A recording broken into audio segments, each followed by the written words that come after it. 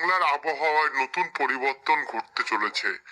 জোড়া পশ্চিমী ঝঞ্ঝায় পশ্চিমবঙ্গ সহ বাংলাদেশের বেশ কিছু অংশে কিন্তু আবারও বৃষ্টির সম্ভাবনা তৈরি হচ্ছে। ফেব্রুয়ারির মধ্যেই অর্থাৎ সরস্বতী পুজোর পর থেকে কিন্তু এই বৃষ্টির সম্ভাবনা রয়েছে, অথবা সরস্বতী পুজোর মধ্যেও এই বৃষ্টিটা কিন্তু হতে পারে। দেখাবো কোন কোন জেলায় কতটা বৃষ্টির সম্ভাবনা রয়েছে, কতদিন অবধি চলবে বৃষ্টি। এছাড়াও এই যে আস্তে আস্তে বাড়ছে গরম, এবারে কি পুরোপুরি ভাবে গরম পড়বে, সমস্ত কিছু জানতে হলে ভিডিওটিকে বিনা স্কিপ করে শুরু থেকে শেষ পর্যন্ত দেখতে থাকুন। ভিডিওটি ভালো লাগলে লাইক করবেন এবং ভিডিওর নিচে একটি লাল কালারের সাবস্ক্রাইব বাটন আছে, ওটাতে ক্লিক করে দিয়ে পাশের ঘন্টি চিহ্নটা প্রেস করে দিয়ে আমাদের সঙ্গে থাকবেন। তো চলুন বন্ধুরা, ভিডিওটিকে শুরু করা যাক। তো এই মুহূর্তে আপনারা দেখতে পাচ্ছি স্ক্রিনের উপর সরাসরি দক্ষিণবঙ্গের বেশ কিছু অংশে কিন্তু বৃষ্টি রয়েছে, যেমন দক্ষিণ পশ্চিম সাইডে ঝাড়গ্রাম, মেদিনীপুর, খড়গপুর হয়ে কোলাঘাট, এদিকে দীঘা, কন্টাই সমেত বিভিন্ন জায়গায় জায়গায়। তবে আমরা একবার আজকের ডেটে যাব। আজ রবিবার 11 তারিখ। আজ কেমন আবহাওয়া আছে বাংলার, এই মুহূর্তে যদি বজ্রবিদ্যুৎ মোড় অনুযায়ী আপডেট দেখি, তাহলে কিন্তু কোনো বৃষ্টির চান্স কিন্তু আজ আমরা লক্ষ্য করতে পারছি না পশ্চিমবঙ্গ অথবা বাংলাদেশের উপরে। এবার যদি আমরা এখানে উপগ্রহ চিত্রে যাই, উপগ্রহ চিত্রে কি বলছে? উপগ্রহ চিত্র অনুযায়ী এই মুহূর্তে পুরো একদম পরিষ্কারই আছে, ক্লিয়ার আছে। তবে কিছু কিছু জায়গায় আংশিক মেঘলা আকাশ রয়েছে এখন অব্দি। যেমন এখানে আমরা যদি একটু জুম আউট করি, তাহলে রানাঘাট, তারপর হচ্ছে বীরনগর, এই জায়গাগুলোতে আমরা একটু হালকা ঝিরিঝিরি হালকা আংশিক মেঘলা একটু আকাশ দেখতে পাচ্ছি। এদিকে আবার আমরা যদি একটু যাই, তাহলে উপরের দিকে গেলে তাহলে এখানে মেহেরপুরের আশেপাশে, রাজশাহীর নিচে, মেহেরপুর বলতে রাজশাহীর আশেপাশে এখানে কিন্তু হালকা আংশিক মেঘলা আকাশ দেখা যাচ্ছে।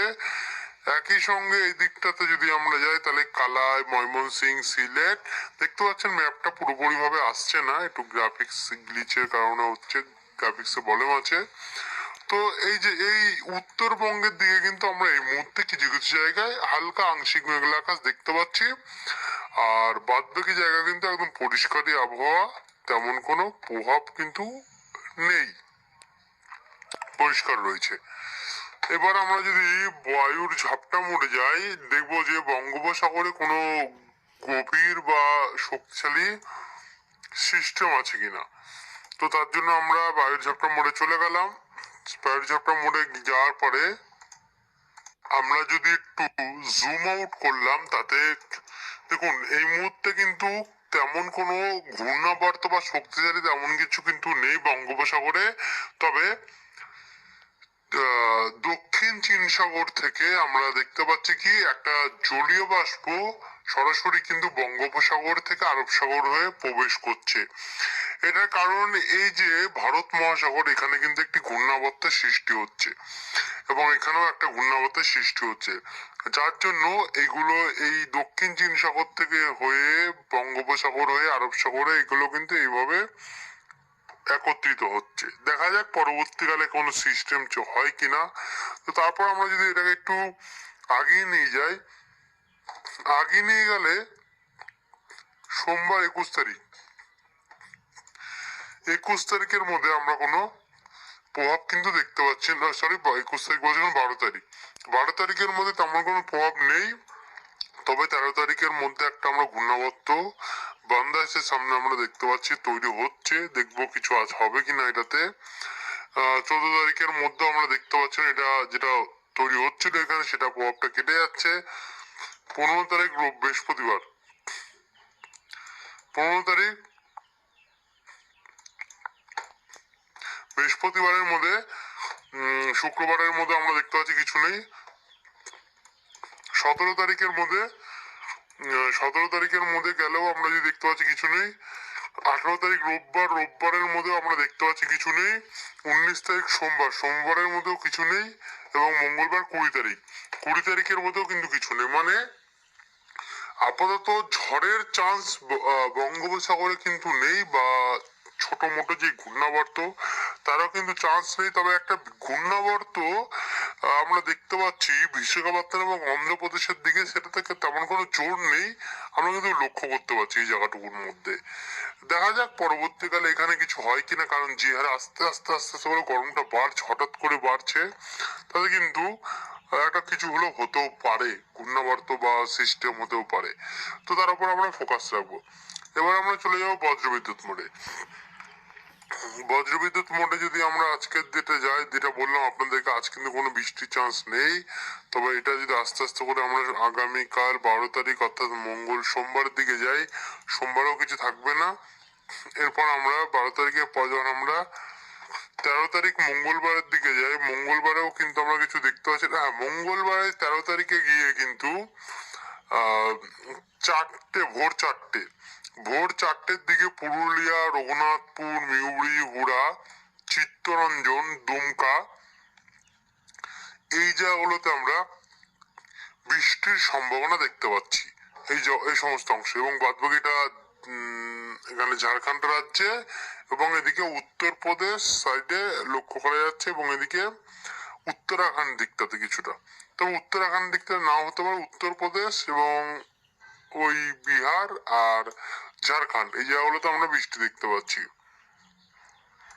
তারপর আরেকটু যদি যাই, আরেকটু কালে দেখুন বৃষ্টিটা আস্তে আস্তে করে কিছু কিছু জায়গায় এগোবে, যেমন বেলডাঙ্গা, বহরমপুর, তারপর হচ্ছে আজিমগঞ্জ, রামপুরহাট, সিউড়ি, ডুমকা, চিত্তরঞ্জন, আসানসোল, দুর্গাপুর, বোলপুর, গোসকারা, পুরুলিয়া, রঘুনাথপুর এই সমস্ত জায়গাতে হালকা ঝিরিঝিরি পরিমাণে বৃষ্টি হবে। একই সঙ্গে আমরা পাড়ার দিকেও আমরা কিন্তু কিছুটা বৃষ্টি দেখতে পাচ্ছি। সে সময় কিন্তু বাংলাদেশে পুরোপুরিভাবে বাংলাদেশে পৌঁছায়নি। এরপর যদি আমরা আরেকটু এগিয়ে যাই, আরেকটু এগিয়ে গেলে 14 তারিখের দিকে যা দেখতে পাচ্ছেন, 14 তারিখে কিন্তু প্রভাবটা পুরোপুরিভাবে দক্ষিণবঙ্গে নামবে না, এটা সরাসরি উত্তরবঙ্গের দিকে যাবে। দক্ষিণবঙ্গের দিকে কিন্তু 14 তারিখে বৃষ্টির তেমন একটা চান্স দেখতে পাচ্ছেন। তবে হরিশ্চন্দ্রপুর, মুরদাসপুর এই সমস্ত জায়গায়, রায়গঞ্জ এই জায়গাগুলোতে একটু একটু বৃষ্টি দেখা যাচ্ছে। একই সঙ্গে হাজিলা কে হাজিয়ার হাজিয়ার এই সমস্ত জায়গাতে, এবং একই সঙ্গে কিষানগঞ্জ, কিশোরগঞ্জ, তারপর হচ্ছে ইসলামপুর সাইড এবং বোদা বাংলাদেশের এই জায়গাগুলোতে আমরা ঝিরিঝিরি বৃষ্টি দেখতে পাচ্ছি। তার আরেকটু যদি আমরা এগিয়ে যাই, আরেকটু এগিয়ে গেলে দেখুন এখানে মালদার আশেপাশে কিন্তু বৃষ্টি দেখতে পাচ্ছি। এখানে সুজাপুর সাইডটা, ফারাক্কা, রাজমহল, রতুয়া, শামসি হয়ে হরিশ্চন্দ্রপুর, তারপর হচ্ছে রায়গঞ্জ, কালীগঞ্জ, নিয়ামতপুর, কারণদিঘি এই জায়গাগুলো, পীরগঞ্জ, ঠাকুরগাঁও দিকে তো তেমন একটা নেই, ঠাকুরগাঁওয়ের দিকে তবে ঝিরিঝিরি হলেও হতে পারে। শিলিগুড়ির সাইডটাতে একটু ঝিরিঝিরি বৃষ্টি দেখতে পাচ্ছি। উত্তরবঙ্গের দিকে 14 তারিখে বৃষ্টির চান্স দেখতে পাচ্ছি আমরা। তারপরে বৃষ্টি কিন্তু 14 তারিখ দুপুর 2টোর সময় একটু বাড়তে পারে। বাড়ার কারণে নলহাটি, মুরারাই, জঙ্গিপুর, লালগোলা, একই সঙ্গে আমরাপাড়া হয়ে ফারাক্কা এবং লিরিপাড়া এই জায়গাগুলোতে একটু কোথাও একটু বেশি বৃষ্টি হতে পারে, কোথাও একটু কম বৃষ্টি হতে পারে, এমন চলবে। কিন্তু এখানে আমরা গঙ্গারামপুর, দৌলতপুর, করবা, পাতিরাম, বালুরঘাট, কুমারগঞ্জ এই জায়গাগুলোতে কিন্তু প্রচন্ড বৃষ্টি রয়েছে। একই সঙ্গে দিনাজপুর, কালীগঞ্জ, রায়গঞ্জ, পীরগঞ্জ এই জায়গাগুলোতে ঝিরিঝিরি বৃষ্টি হয়। বাংলাদেশের দিকে কারণদিঘি, কিষানগঞ্জে ঝিরিঝিরি বৃষ্টি, সঙ্গে ইসলামপুর সাইডেও ঝিরিঝিরি বৃষ্টি। এদিকে বাংলাদেশে পঞ্চগড়, ঠাকুরগাঁও, দিনাজপুর, তারপর হচ্ছে বিরামপুর, পীরগঞ্জ, তারপর হচ্ছে চিলামারি, লালমনিরহাট, জলঢাকা, শ্বেতপুর, দেবীগঞ্জ,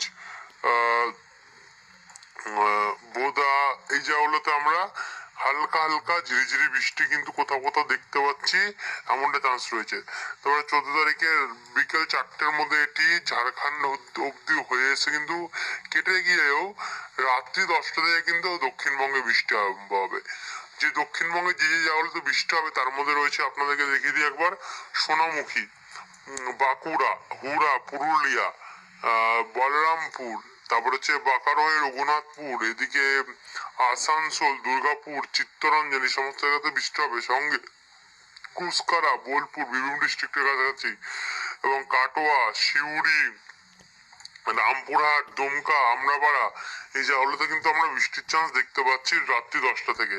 আর একটু আগিয়ে গেলে 15 তারিখে যখন আমরা যাচ্ছি, 15 তারিখে দেখুন এটা একটু বাংলাদেশের দিকে চলে যাবে কেটে, কিন্তু 15 তারিখে কিন্তু দক্ষিণবঙ্গে বৃষ্টির চান্স রয়েছে, যেখানে আমরা দেখতে পাচ্ছি দক্ষিণবঙ্গের কন্টাই, মোহনপুর, বাতাগং, এগরা, দাঁতন, বাজকুল, ভগবানপুর, সাবেং, কৈশোরী, বালি, খড়গপুর, মেদিনীপুর, পাঁশকুড়া, কোলাঘাট, তমলুক এই জায়গাগুলোতে আমরা বৃষ্টির চান্স দেখতে পাচ্ছি। তারপর আরেকটু এগিয়ে গেলে বৃষ্টিটা আস্তে আস্তে আস্তে আস্তে করে দেখতে কাটছে।